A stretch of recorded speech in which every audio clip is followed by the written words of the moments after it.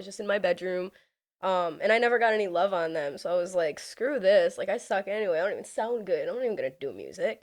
So then I just became like a content creator. And like this is back when like Vine was around. So I would just make a ton of like, really stupid vines because I was a kid. Finally like Vine turned into Musically and I was like a little bit older, so I started like getting more into like making videos and like posting on a regular basis and stuff like that. Like kind of starting to gain my following. Then it turned to TikTok. My TikTok was blown up originally. Like I had 165K on there. I woke up one day, it was gone. It was just gone. They wouldn't let me appeal, they wouldn't let me nothing. So I started completely over and 2 years ago, almost 2 years ago, somebody had hit me up and they were like, "Hey, like, I see your social media presence. Why don't Yeah. you do music?" And I was like, "It's funny you bring that up." Because like Yeah. I've always wanted to do music, but I never had the confidence. And like I would always write here and there, don't get me wrong. Like I would think of some bars and I'd be like, "I got to write that down for one day when I do music."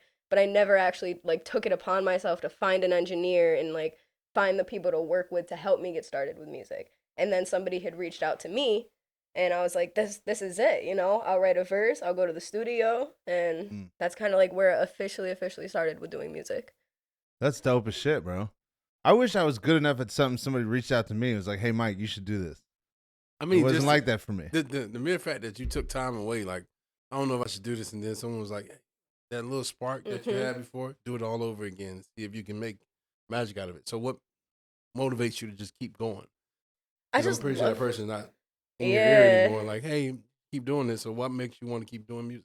It feels right. You know what I mean? Like, don't get me wrong, I have a lot of like bad parts to doing music. Like there's a lot of like disappointments when you do stuff like this. You know what I mean? You're gonna have people that flake on you that you would be like, don't they would never flake on me. They'd always have my back. But then you know what I mean? So it's just like the love of music itself and the fact that like ever since I was young I've wanted to do that. Like I used to perform in my bedroom, you know what I mean? Like I'd put on a like my favorite playlist and I would just like grab a like little microphone and just like perform in my bedroom.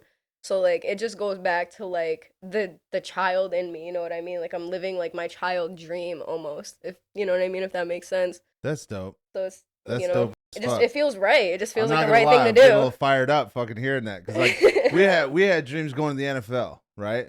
We'll never make it. You probably will, but but like that's true. Like I remember getting up and I had a picture of Mike Vick. I had a poster of Mike Vick on my wall.